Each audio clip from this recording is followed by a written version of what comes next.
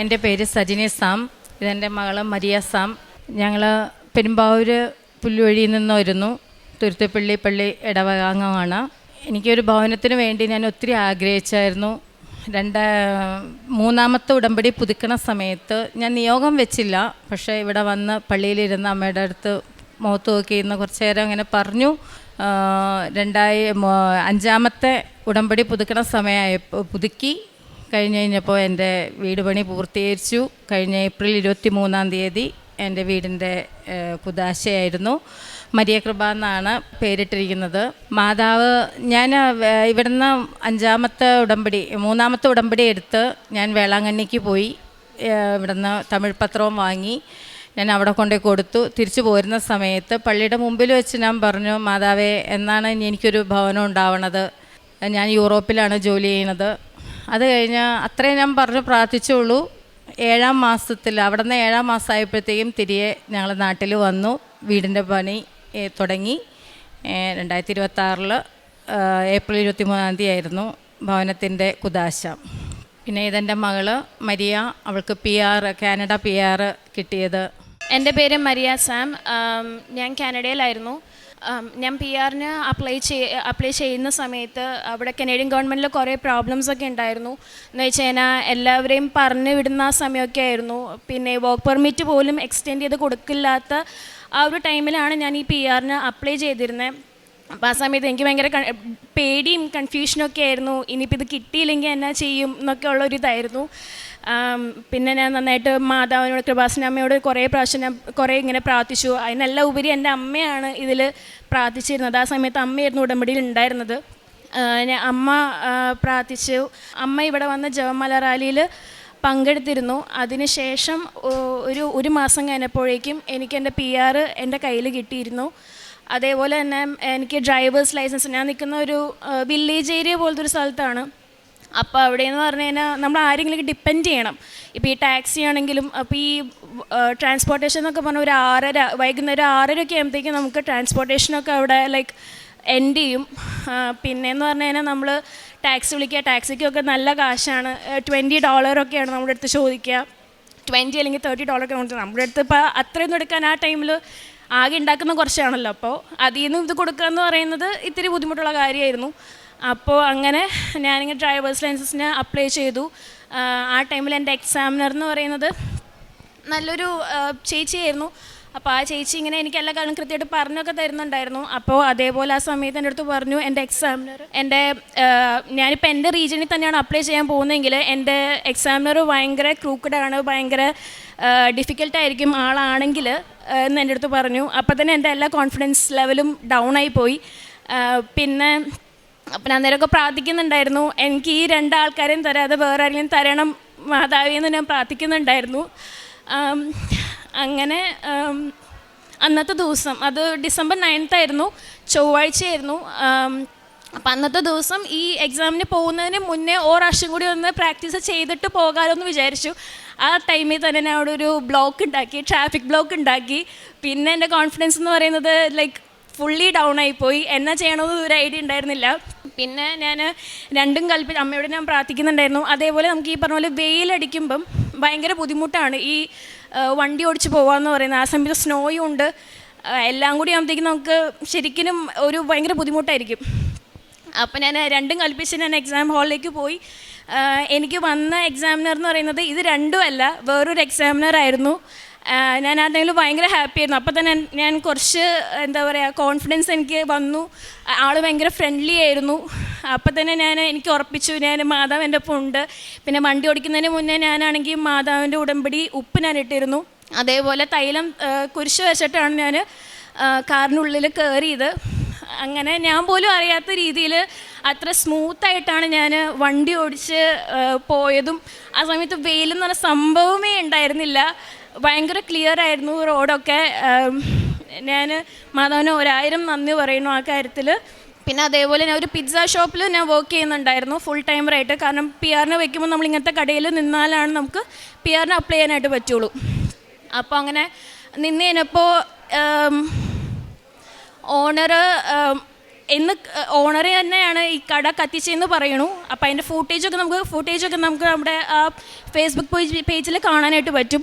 അപ്പോൾ എൻ്റെ ആ ഫുൾ ടൈം ജോബ് പോയി $2000 കൂടുതൽ എനിക്ക് കിട്ടാനുണ്ടായിരുന്നു. അപ്പോൾ ആദ്യമൊക്കെ ഞാൻ കുറച്ച് പ്രതീക്ഷ ഉണ്ടായിരുന്നു. പിന്നെ 6 മാസമായി 7 മാസമായി ഐ വാസ് ലൈക്ക് കിട്ടില്ല, ഈ സംഭവം കിട്ടാൻ ചാൻസ് ഇല്ല എന്ന് ഞാൻ വിചാരിച്ചു. അപ്പം അമ്മ പറയുന്നുണ്ട് ഇത് കിട്ടും, കിട്ടാതെ പോവില്ല. ഞാൻ പറഞ്ഞു അമ്മ ഇത് പ്രാർത്ഥിക്കണ്ട, ഇത് വിട്ട് കളഞ്ഞേരെ, കിട്ടത്തില്ല എന്ന് ഞാൻ പറഞ്ഞു. പിന്നെ അമ്മ ഒരു ദിവസം അമ്മ ഇങ്ങനെ പ്രാർത്ഥിച്ച് ഞാൻ ഒരു സ്വർഗസ്നേഹിതാവൊക്കെ ചൊല്ലി, ഇത് അമ്മയ്ക്ക് അറിയുള്ളത് കൃത്യമായിട്ട്.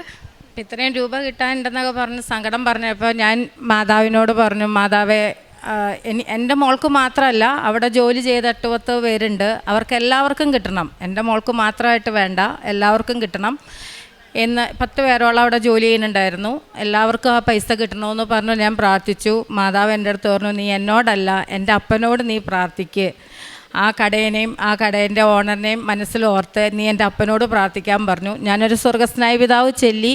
പക്ഷേ പിറ്റേ ദിവസം 3 മണിയായപ്പോൾ ഞാൻ മുട്ടുകുത്തി പ്രാർത്ഥിച്ചുകൊണ്ടിരിക്കുകയായിരുന്നു. അപ്പോൾ എൻ്റെ മോൾ വിളിച്ചിട്ട് പറഞ്ഞു, അമ്മ അവിടുത്തെ കടയിലെ മാനേജർ വിളിച്ചിട്ടുണ്ടായിരുന്നു, ബാങ്ക് ഡീറ്റെയിൽസ് എല്ലാം കറക്റ്റല്ലേ മരിയ എന്ന് ചോദിച്ചുകൊണ്ട് വിളിച്ചിട്ടുണ്ടായിരുന്നു. അപ്പോൾ ഞാൻ ചോദിച്ചു കാശ് കിട്ടുമോയെന്ന് ചോദിച്ചു. കിട്ടുമെന്നാണ് തോന്നണേന്ന് പറഞ്ഞു. അരമണിക്കൂർ കഴിഞ്ഞപ്പോൾ വീണ്ടും വിളിച്ചു, അമ്മ കാശ് ഫുള്ളും കിട്ടിയിട്ടോ, എല്ലാവർക്കും കിട്ടിയോയെന്ന് ചോദിച്ചു. എല്ലാവർക്കും കിട്ടിയെന്ന് പറഞ്ഞു. മാതാവിന് ഒരുപാട് നന്ദി. അതുപോലെ മോൾക്ക് PR വേണ്ടി ഞാൻ പ്രാർത്ഥിക്കുമ്പോഴും മോൾക്ക് മാത്രമല്ല, അതുപോലെ കഷ്ടപ്പെടുന്ന ഒത്തിരി മാതാപിതാക്കൾ, അതിനുവേണ്ടി കരഞ്ഞ് പ്രാർത്ഥിക്കുന്ന ഒത്തിരി മാതാപിതാക്കളുണ്ട്, മക്കളുണ്ട്. എല്ലാവർക്കും വേണ്ടി ഞാൻ പ്രാർത്ഥിക്കുന്നുണ്ടായിരുന്നു. പ്രേക്ഷിത പ്രവർത്തനങ്ങൾ ഞാനിവിടെ ചെയ്യാറ്, എന്നെക്കൊണ്ട്, ഞാൻ യൂറോപ്പിലാണ് ജോലി ചെയ്യണത്, എന്നെക്കൊണ്ട് പറ്റാവുന്ന രീതിയിൽ എൻ്റെ വീട് പണിയുന്ന സമയത്ത് ഒരു പള്ളിയിൽ അച്ഛൻ വിളിച്ച് പറഞ്ഞു, ഒരു പാവപ്പെട്ടവർക്ക് വീട് പണിയുന്നുണ്ട്, അപ്പോൾ അതിനുവേണ്ടി സഹായിക്കണമെന്ന് പറഞ്ഞു. ഞാനപ്പോൾ തന്നെ ഞാൻ അറിയുന്ന ഒരു സാർ അവിടെ ഉണ്ടായിരുന്നു. സാറിനെ വിളിച്ചിട്ട് പറഞ്ഞു, ആ വീടിനുള്ള ഡോറിനുള്ള പൈസ ഞാൻ തന്നേക്കാം എന്ന് പറഞ്ഞു. ഞാനത് അയച്ചു കൊടുത്തു. പിന്നെ അനാഥാലയങ്ങൾക്കും പാവപ്പെട്ടവർക്കും ഞാൻ അറിയുന്നതും എന്നെക്കൊണ്ട് പറ്റാവുന്നതുമായ ഒത്തിരി ഫിനാൻഷ്യലി ഞാൻ സഹായിക്കാറുണ്ട്.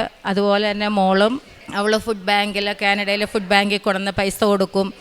പിന്നെ ഞങ്ങളുടെ ഇടവകപ്പള്ളിയിൽ ഇങ്ങനെ പാവപ്പെട്ടവർക്ക് ഇങ്ങനെ കട്ടിൽ വാങ്ങിക്കൊടുക്കണമെന്ന് പറഞ്ഞു, അവൾ കട്ടിൽ വാങ്ങിക്കൊടുത്തു. പിന്നെ ഒരു യുദാശ്രീയുടെ പള്ളിയിൽ പെരുന്നാളുടെ സമയത്ത്, അപ്പം ഞാൻ അവിടുത്തെ ആ സാറിനെ വിളിച്ചിട്ട് ചോദിച്ചു, ആർക്കെങ്കിലും പാവപ്പെട്ടവരാരെങ്കിലും പ്രസിഡന്റ് ആവാനായിട്ട് ആഗ്രഹിക്കുന്ന ആരെങ്കിലും ഉണ്ടെങ്കിൽ സാറേ, ഞാൻ ഒരാൾക്ക് പണം എൻ്റെ മോള് തരും, അപ്പോൾ അവളെ തരുമെന്ന് പറഞ്ഞു. അത് അതേപോലെ തന്നെ ചെയ്തു. ആ ചേട്ടൻ ഒത്തിരി വിളിച്ചു സന്തോഷം പറഞ്ഞു, ഞങ്ങൾക്ക് വേണ്ടി പ്രാർത്ഥിച്ചു. അങ്ങനെയൊക്കെയാണ് കാരുണ്യപ്രവർത്തികൾ ചെയ്തേക്കുന്നത്. ഉടമ്പടി തന്നെയാണ്, ഞാൻ 6 വർഷമായിട്ട് ഉടമ്പടി തന്നെയാണ്. മോൾ ഉടമ്പടി എടുത്തിട്ടാണ് ഇവിടെ നിന്ന് പോയത്. പിന്നെ അവിടെ ചെന്നിട്ട് ഉടമ്പടി അത് കറക്റ്റ് ചെയ്യാൻ പറ്റും. പക്ഷേ അവൾ ലൈറ്റ് ഓഫ് ആൻഡ് പ്രെയർ എപ്പോഴും ഇട്ട് പ്രാർത്ഥിക്കും. എപ്പോൾ ജോലി കഴിഞ്ഞ് എത്ര രാത്രിയിൽ വന്നാലും അവൾ ഒരു 1.5 മണിക്കൂർ 2 മണിക്കൂറോളം പ്രാർത്ഥന കഴിഞ്ഞ് മുട്ടുമ്പോൾ നിന്ന് പ്രാർത്ഥിച്ചിട്ടാണ് അവൾ കിടക്കുകയുള്ളൂ.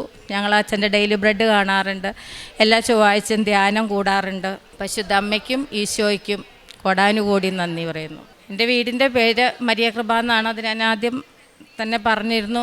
പിന്നെ എൻ്റെ വീടിന് ഒരു രൂപക്കൂട് ഞാൻ ഉണ്ടാക്കിച്ചിട്ടുണ്ട്. അതാണ് എൻ്റെ വീടിൻ്റെ ഏറ്റവും വലിയ അട്രാക്ഷൻ, ഈശോനെ വെച്ചിരിക്കുന്ന ഒരു രൂപക്കൂട്. എനിക്കത് മാത്രം മതി, അത് കഴിഞ്ഞും മതി. വീടിൻ്റെ അതിൻ്റെ താഴെ നിൽക്കണം എൻ്റെ വീട്. ആ രൂപക്കൂടായിരിക്കണം എൻ്റെ വീടിൻ്റെ ഏറ്റവും മുമ്പിൽ നിൽക്കേണ്ടത്.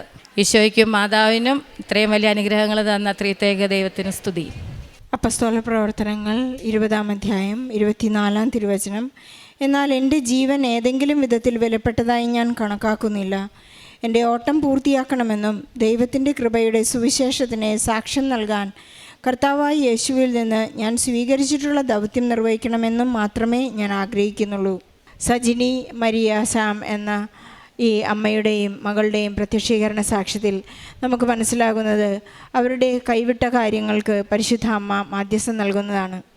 ഉടമ്പടി ചെയ്ത ഉടനെ തന്നെ അവർക്ക് മനസ്സിലാകുന്നത് ഇത് ഉടൻ പരിഹാരമെന്നത് എൻ്റെ ജീവിതത്തിലും അത് പ്രത്യക്ഷമായി പ്രകടമായി എന്ന് അവർ ഏറ്റുപറയുകയാണ്. അവർക്കൊരു വീട്, നല്ല വീട് വേണമെന്നുള്ള ആഗ്രഹം വർഷങ്ങളായിട്ടുണ്ടായിരുന്നു.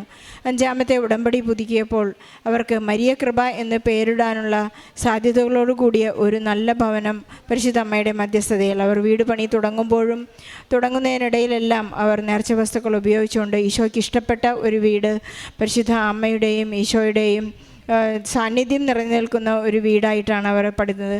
സജിനി പറഞ്ഞതുപോലെ ഈശോയാണ് ഞങ്ങളുടെ വീടിൻ്റെ അട്രാക്ഷൻ. ആര് വന്നാലും വീട് അല്ല നോക്കേണ്ടത്, എൻ്റെ ഈശോയെ എല്ലാവരും ആദ്യം കാണണം, അത് കഴിഞ്ഞേ എൻ്റെ വീടുള്ളൂ. അതാണ് ഒരു നിലപാട്, ഒരു തീരുമാനം എന്ന് പറയുന്നത്.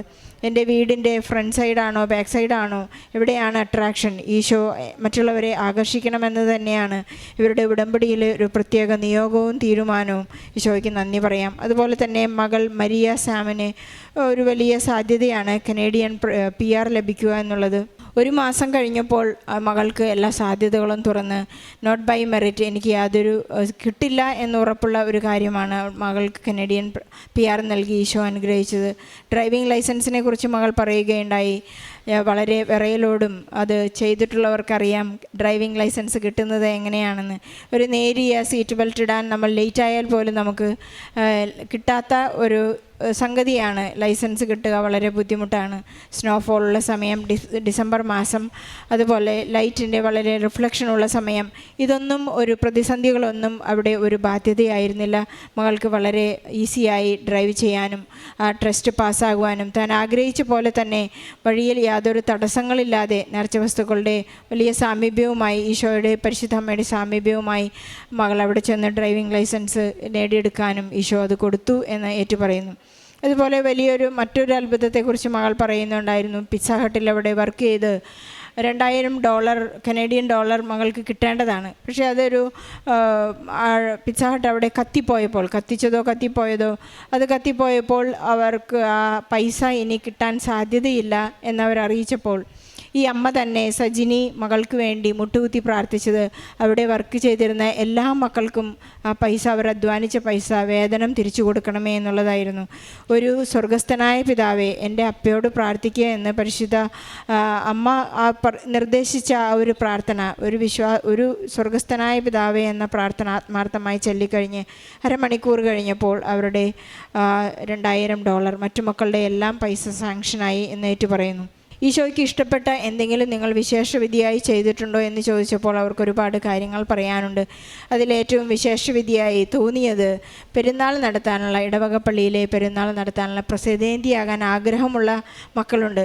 അങ്ങനെ ഒരു സ്പെഷ്യൽ റിക്വസ്റ്റ്, മറ്റുള്ളവരുടെ ഒരു ആഗ്രഹം, നിന്നെപ്പോലെ നിൻ്റെ അയൽക്കാരനെ സ്നേഹിക്കുക എന്ന, എല്ലാവരും ഒരു പ്രസിദ്ധേന്തിയായി വാഴാനുള്ള ഒരാഗ്രഹം ഉള്ളവരാണ്. പക്ഷേ എൻ്റെ ആഗ്രഹത്തെ മാറ്റി ഞാൻ മറ്റൊരാളെ പ്രസിദ്ധേന്തിയായി വാഴിക്കുക, അവർക്കുള്ള സാമ്പത്തിക സഹായം നൽകുക എന്നുള്ളതൊരു വലിയ തുറവിയുള്ള ഒരു ജനറസ് ആയിട്ടുള്ളൊരു ഹൃദയത്തിന് മാത്രമേ ചെയ്യാൻ സാധിക്കുള്ളൂ. ഈശോയ്ക്ക് അത് ഒത്തിരി ഇഷ്ടപ്പെട്ട ഒരു കാര്യം കൂടിയാണ്. അങ്ങനെ എപ്പോഴും മറ്റുള്ളവരുടെ സാധ്യതകളെ പ്രായോഗികമാക്കാനുള്ള ഒരു വലിയ കൃപ അവർക്ക് ഉടമ്പടിയിലൂടെ ലഭിച്ചിരിക്കുകയാണ്. സജിനിക്കും മരിയയ്ക്കും ലഭിച്ച എല്ലാ അനുഗ്രഹങ്ങൾക്കും ഈശോയ്ക്കും പരിശുദ്ധ അമ്മയ്ക്കും നന്ദി പറഞ്ഞുകൊണ്ട്, not by merit but by ഗ്രേസിലൂടെ അവർക്ക് ലഭിച്ച എല്ലാ അനുഗ്രഹത്തിനും നന്ദി പറഞ്ഞ് നമ്മുടെ എല്ലാ നിയോഗങ്ങളെയും ഈ സാക്ഷ്യത്തോട് ചേർത്ത് വെച്ച് നല്ലൊരു കയ്യടിയോടെ ഈ സാക്ഷ്യം നമുക്ക് സമർപ്പിക്കാം. അത്യപൂർവ ദൈവാനുഭവങ്ങൾ ഇനി നിങ്ങൾക്കും സ്വന്തം. ഈ യൂട്യൂബ് ചാനൽ ഇതുവരെ സബ്സ്ക്രൈബ് ചെയ്തിട്ടില്ലെങ്കിൽ ഇപ്പോൾ തന്നെ സബ്സ്ക്രൈബ് ചെയ്യുക. ഈ വീഡിയോ ഇപ്പോൾ തന്നെ നിങ്ങളുടെ സുഹൃത്തുക്കൾക്ക് ഷെയർ ചെയ്തുകൊണ്ട് കർത്താവിൻ്റെ പ്രേക്ഷിതരാകുക.